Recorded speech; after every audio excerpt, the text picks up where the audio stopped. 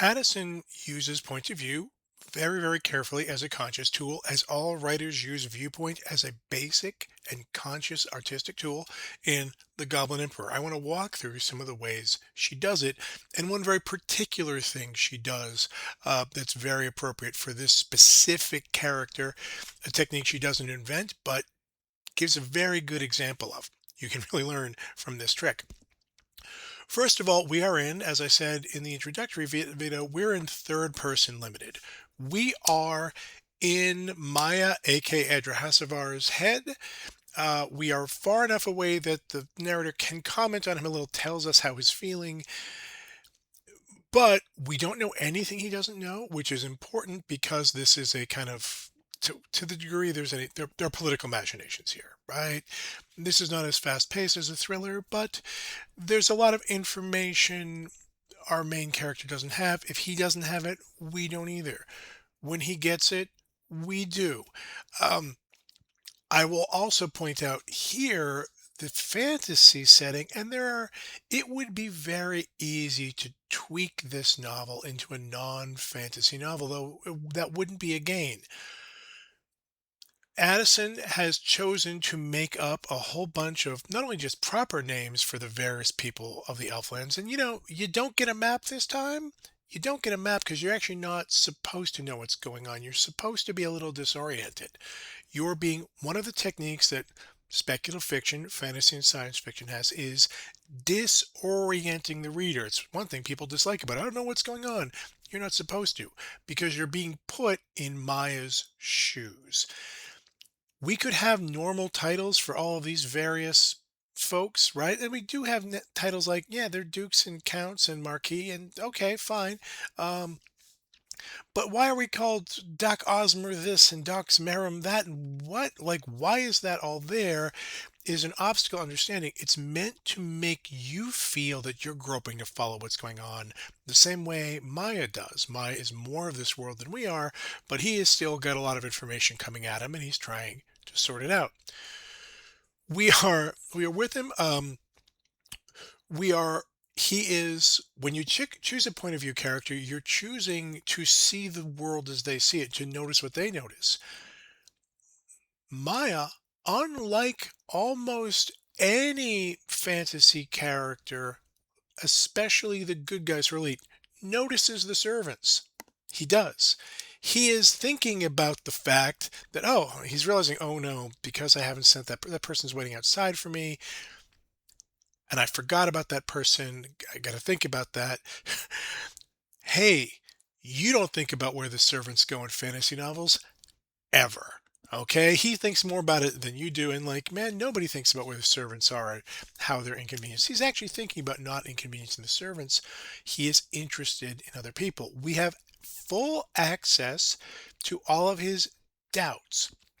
We have access to, we know what motivates him, we know what bothers him, we have access to his doubts, that inner voice that starts out as an echo of his cousin Severus and evolves to just some other kind of inner voice, that sense that, and we can actually overcount his self-doubts. We sometimes take his doubts, we sometimes the voice is like his antagonists who underestimate him. His antagonists underestimate him.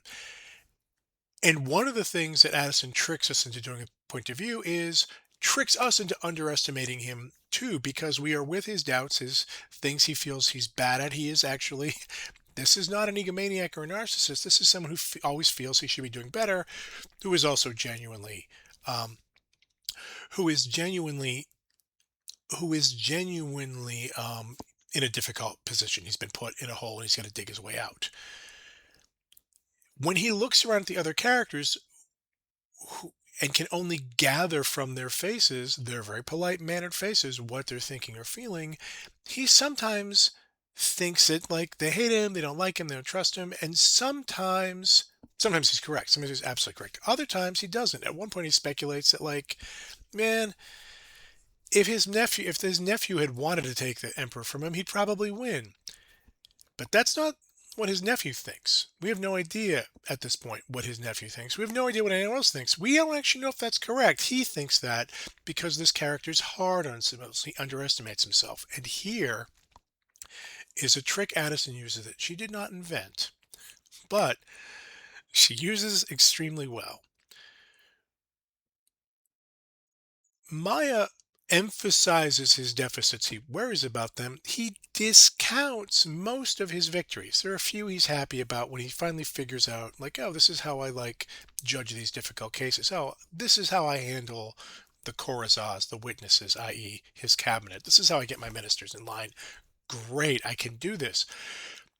But lots of times he discounts things he does exceptionally well at. When he wins a conversation, when he has a wonderful put down line, when he boxes someone politically into their place very deftly, he won't stop and congratulate himself. He's not like that. You actually just have to notice that he did it because he won't pat himself on the back. Also, he is incredibly gifted.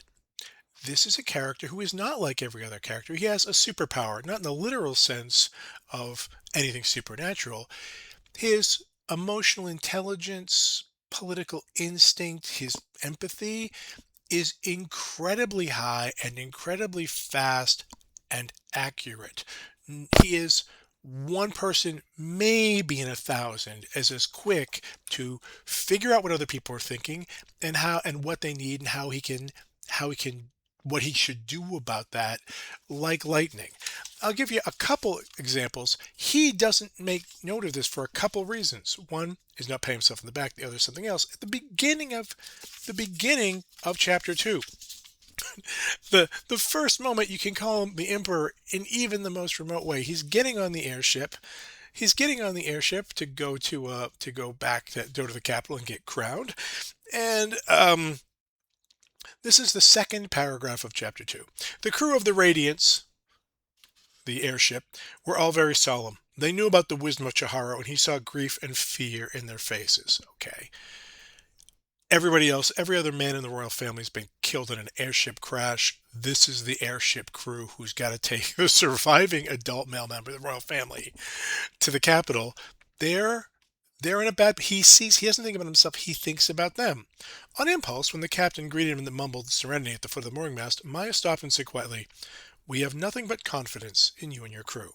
The captain was startled into looking up. Maya met his eyes and smiled at him. After a moment, the captain's ears came up, and he bowed again more deeply. "Serenity," he said, in a clear, fairer, and stronger voice. Okay, like lightning, and then he does a similar trick with the kind of flight attendant who's a crew woman who's waiting to study him, and he said, "Thank you." Okay, he clocks faster than lightning. These people are in grief and fear. They they know about this terrible air disaster, and now they're flying an aircraft with a high six passenger. They're terrible, and he says exactly the right thing. "I've got all the confidence in you." Oh, this person needed confidence, and the new emperor just gave it to him. Boom. And a couple things happened there. He did that super fast. Did Severus teach him to do this? No, Severus can't do it. Nobody taught Maya to do this. It's not clear this can be taught. You don't know how to do that. I can't know how. I don't know how to do that.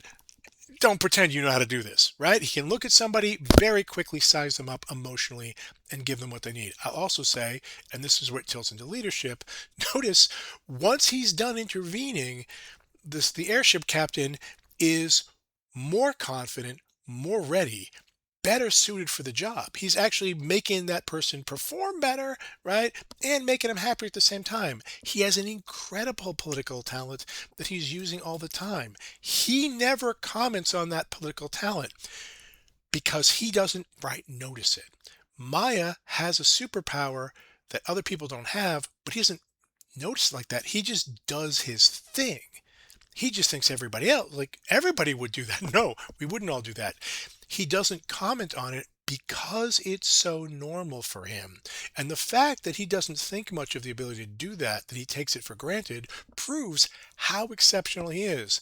There are many examples of this, but I would look at the end of chapter 21, where he is subverting quite charmingly and pretty quickly a messenger, like, who's just a messenger or whatever, but who is a servant who answers to one of his antagonists. A kind of minor antagonist is more of a pain and a pain in the neck than a mortal enemy. And After a couple pages, that kid is primarily loyal to Maya, not to the person who actually, pays his salary, right? He's super gifted. He's so gifted, it feels normal to him. That's just what anyone would do. Nobody, this is why you're Serenity, Serenity.